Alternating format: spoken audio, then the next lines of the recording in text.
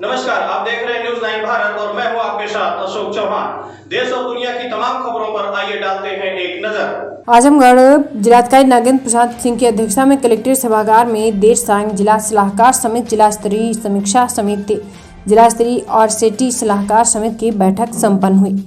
इस अवसर पर समीक्षा के दौरान सभी बैंकों की CD रेशियो जमा ऋण अनुपात खराब पाई गई, जिस पर जिलाधिकारी ने समस्त बैंकों के बैंक कर्मियों को निर्देश दिए कि CD रेशियो बढ़ाना सुनिश्चित करें। जिलाधिकारी ने सभी बैंक के मैनेजरों को निर्देश दिए कि जो बैंक मित्र ग्रामीण क्षेत्रों में जाकर लाभार्थियों को नगद धनराशि उपलब्ध करा रहे हैं, उनको अवगत कराएं कि जो मनरेगा के श्रमिक हैं उनका पैसा भुगतान करने हेतु मनरेगा लाभार्थियों के घर जाकर पैसा उपलब्ध कराएं।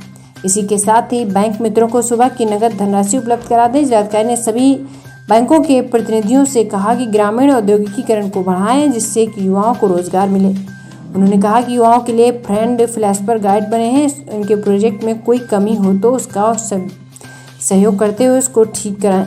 उन्होंने कहा कि वर्तमान समय में बड़ी संख्या में प्रवासी मजदूर अन्य प्रदेशों से आ रहे हैं, उनके हाथों को रोजगार उपलब्ध कराएं। जिलाधिकारी ने मुख्य विकास अधिकारी को निर्देश दिए कि अपर जिलाधिकारी बैंकों के अच्छे ब्रांच मैनेजरों की कमेटी बनाए। यह कमेटी बाजार में जाकर सर्वे करें किस किस प्रोडक्ट का ज़्यादा प्रयोग हो रहा है और उसके लोकल प्रोडक्ट बनाकर रिप्लेस कर सकते हैं। एग्रो प्रोडक्ट की भी सूची बनाएं। उन्होंने यह भी निर्देश दिया कि प्रत्येक ब्लॉकों में 5-5 प्रोड्यूसर ग्रुप बनाएं और स्वदेशी उत्पाद को बढ़ावा दिया जाए। इस अवसर पर मुख्य विकास अधिकारी आनंद शुक्ला कुमार, LDM UBI शंकर चंद सामंत, DDM नाबार्ड शशि भूषण, UBI के Rajesh, DC NRLM DK Mohan, उपायुक्त उद्योग प्रवीण कुमार मौर्य, RCT के प्रतिनिधि जिला कृषि अधिकारी डॉक्टर उमेश कुमार गुप्ता सहित संबंधित बैंकों के प्रतिनिधि उपस्थित रहे।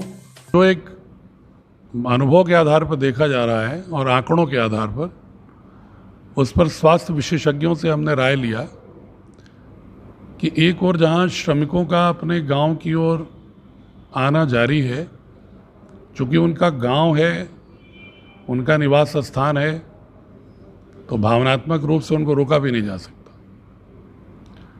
लेकिन यहाँ आने के बाद संक्रमण न फैले, इन दोनों के बीच में समन्वय कैसे किया जाए, ये सबसे बड़ी चुनौती है। मैं जनपद वासियों से अनुरोध करूंगा कि स्वास्थ्य विशेषज्ञों की जो राय मुझे मिली उसमें उनका कहना है कि मुंबई से आने वाले लोग जो हैं उनसे दूरी रखना बहुत ही ज़रूरी है।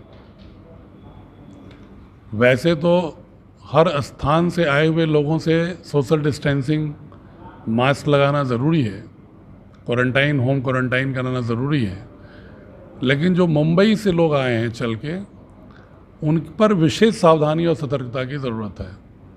इसी को दृष्टिगत रखते हुए मैंने ये व्यवस्था की है आज से कि जो भी लोग हमारे आए हैं, चाहे वो नियमित साधन से आए हों, चाहे लुका छिपी से आए हों, उनका सर्वे पर डे हो रहा है। पर डे उसको हम कंप्यूटर में डाल रहे हैं, एक्सेल सीट पर उनके नाम भी सबके पढ़ रहे हैं।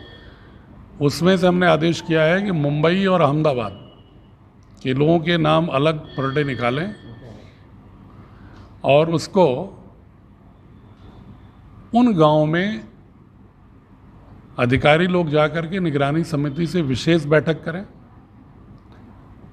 और जिनके घर में होम क्वारंटाइन के लिए अलग रूम और शौचालय ना हो, उसको शेल्टर होम पर ही रखने की व्यवस्था करें। मुख्य रूप से जो मुंबई के लोग आ रहे हैं, जिनके घर में उस व्यक्ति को रहने के लिए अलग रूम और शौचालय की ज़रूरत हो, उसे तो होम क्वारंटाइन वहाँ लोगों को समझा करके करें, लेकिन जिनके घर में व्यवस्था नहीं है उनको समझा करके सख्ती के साथ उनको शेल्टर होम में रखें, ताकि 8-10 दिन उनके लक्षण को जानकारी होने पर वॉच करके, ऑब्जर्व करके फिर होम क्वारंटाइन किया जाए।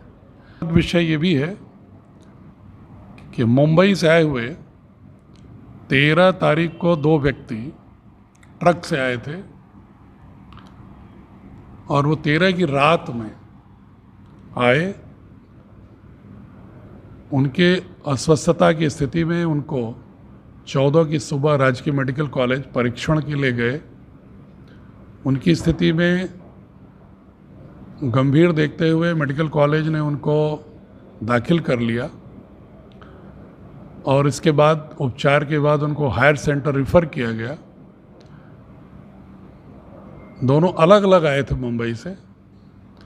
एक व्यक्ति सुंभी के थे और एक व्यक्ति नेतुर गांव है जहानागंज का।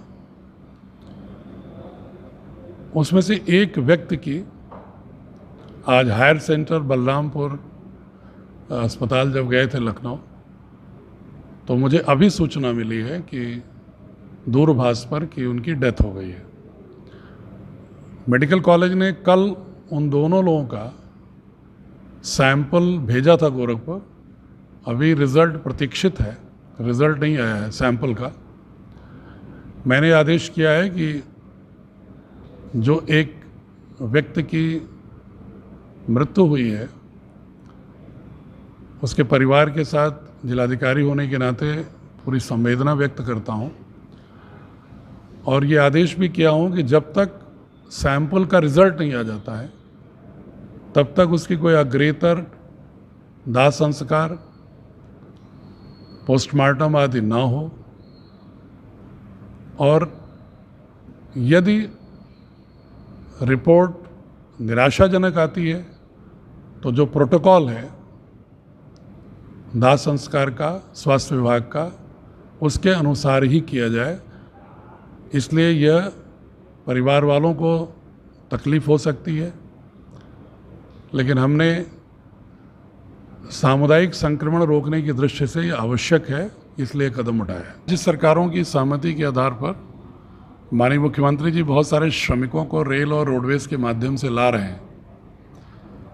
इसके अलावा भी बहुत सारे लोग आ रहे हैं जो निजी साधनों से आ रहे हैं, ट्रकों से आ रहे हैं या लुका छिपी करके आ रहे हैं। उन लोगों से मेरा करबद्ध निवेदन है कि अपना स्वास्थ्य परीक्षण जरूर कराएं। अपने स्वास्थ्य के लिए अपने परिवार के साथ खिलवाड़ न करें।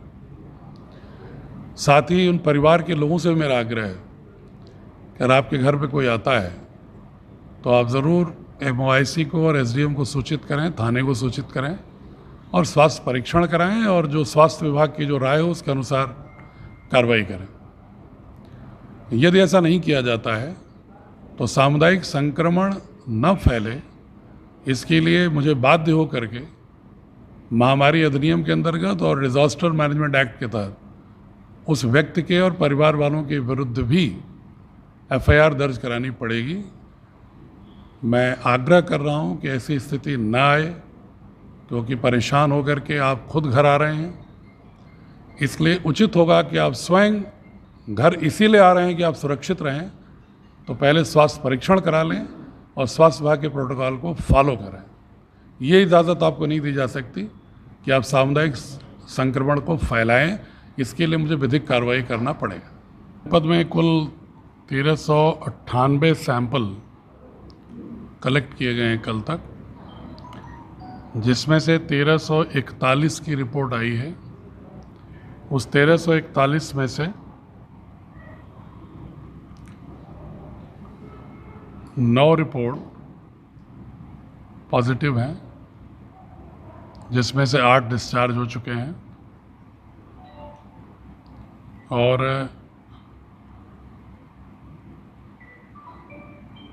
एक रिपोर्ट मुंबई की जो पॉजिटिव आई है वो इस 9 में सम्मिलित है और एक रिपोर्ट जो दिल्ली में सैंपलिंग हुई थी जिसका पॉजिटिव आया था दिल्ली में ही, लेकिन चूंकि वो रास्ते में आ गए थे तो मेडिकल कॉलेज में भर्ती हैं, एक उनकी निजी लैब की पॉजिटिव है।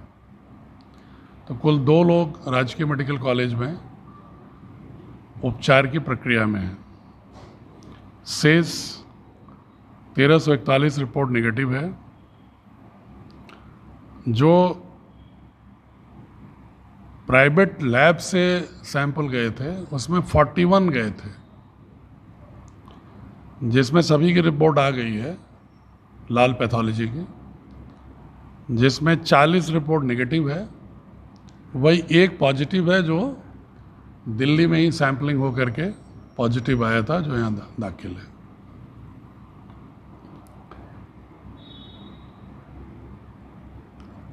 एक जो पॉजिटिव जियापुर दक्षिणी राजस्व ग्राम के व्यक्ति जो मुंबई से आए थे, उनका कल पॉजिटिव आया था। उस राजस्व ग्राम को प्रोटोकॉल के अनुसार नियम ये है, अगर एक केस होता है तो उस राजस्व ग्राम को कंटेनमेंट जोन बनाते हैं। तो उसको कंटेनमेंट जोन के रूप में डेवलप किया गया है, चारों ओर से सील कर दिया गया है, डोर टू डोर सर्वे आज शुरू कर लिया गया है, उनकी कांटेक्ट की ट्रेसिंग शुरू हो गई है। उनमें से उनकी फैमिली के और उनके संपर्क में जो एक व्यक्ति ज़्यादा था, उसकी फैमिली दोनों मिलाकर के 20 लोगों का सैम्पलिंग भी की गई है और शेष डोर टू डोर सर्वे कल दोपहर तक पूरा हो जाएगा। किसी में लक्षण होगा तो उसकी भी सैम्पलिंग होगी और उस गांव का सैनिटाइजेशन कल भी किया गया था और पर डे किए जाने के आदेश हैं अगले हफ्ते 10 दिन तक। जैसे मैंने उसका प्रोसेस शुरू कर दिया है सर्विलांस का कि मुंबई से कितने आए, अहमदाबाद से आए, ताकि उन पर हम विशेष निगाह रख सकें। तो हम चूँकि नाम उसके दर्ज करते हैं और एक छोटा सा सॉफ्टवेयर से प्लेस वाइज निकाल लेते हैं कि किस गांव के कहाँ कितने लोग आए हैं। तो जो हमें फिगर मिली है आज सुबह 6 बजे तक की, उसमें महाराष्ट्र से 1101 लोग आए हैं और जिन्होंने उसमें मुंबई नाम मेंशन किया है वो 429 लोग हैं और अहमदाबाद के 401 लोग आए हैं। बट मुझे ऐसा लगता है कि जो महाराष्ट्र के अन्य हिस्सों का भी नाम लिखा है 1101, मुंबई से आने वाले ही 1101 + 429 हैं। ये 1530 लोगों को जो मुंबई का मानते हुए और प्लस तहसीलों में जो लेखपालों ने बनाया है रिकॉर्ड, उनकी सूची के अनुसार भी मुंबई से लगभग 1000 लोग आए हैं। ये 2500 लोगों पर हमने आज ही सभी एसडीएम, तहसीलदार, बीडीओ को लगा दिया है कि इनके बारे में ये परीक्षण कर लें कि ये होम क्वारंटाइन हैं तो क्या वास्तव में प्रोटोकॉल के अनुसार उनके पास स्पेस भी है कि नहीं होम क्वारंटाइन।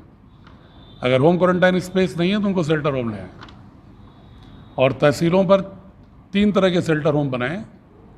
पहला शेल्टर होम जहाँ पर रेलवे या रोडवेज से जो लोग नियमित साधन से आ रहे हैं उनको वहाँ पर ले जाकर 24 घंटे रोककर उनका स्वास्थ्य परीक्षण कराकर उनके साथ खाद्यान्न का किट दे करके उनको होम क्वारंटाइन भेजना। दूसरा ऐसे शेल्टर होम जहाँ पर लक्षण वाले पाए जाते हैं परीक्षण में तो उनको रोकना, जिनके सैंपलिंग होगी। तीसरा ऐसे शेल्टर होम जो मुख्यतः मुंबई या अहमदाबाद से आए हैं जहाँ पर वायरल ये कोरोना का इन्फेक्शन ज़्यादा है, उनमें से जिनके पास घर नहीं है, स्पेस नहीं है होम क्वारंटाइन के प्रोटोकॉल के तहत रहने का, उसमें उनको रखने की व्यवस्था करना। आज हमने 3 तरह के शेल्टर होम की व्यवस्था कराई है और आज इसको हम सुनिश्चित कराएंगे ताकि जो हमारे भाई आ रहे हैं अगर उनको संक्रमण है तो उसमें हमें उनसे घृणा की ज़रूरत नहीं है। वो हमारे सहानुभूति और भावना के पात्र हैं क्योंकि हमारे जनपद के रहने वाले हैं। उनके साथ हमें बेस्ट ट्रीटमेंट करने की ज़रूरत है, लेकिन उसके साथ ये भी सावधानी बरतने की ज़रूरत है कि हम उनको कैसे सेग्रीगेट करें और कैसे अगर वो आते हैं, जिसके भी घर आते हैं, वो स्वास्थ्य परीक्षण उनका ज़रूर कराएं और उनको अलग कमरे में रखें क्योंकि उनके फैमिली और पूरे समाज के स्वास्थ्य के लिए ज़रूरी है।